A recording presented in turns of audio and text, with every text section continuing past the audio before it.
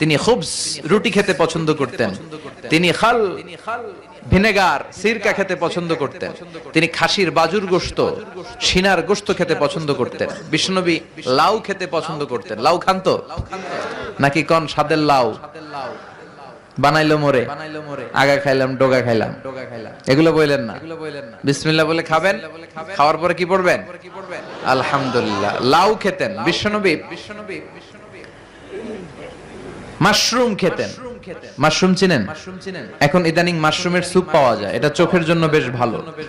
Mushroom খেতেন, শশা খেতেন, তরমুজ খেতেন, কালিজিরা খেতেন, আজোয়া নামে একটা খেজুর খেতেন স্পেশাল।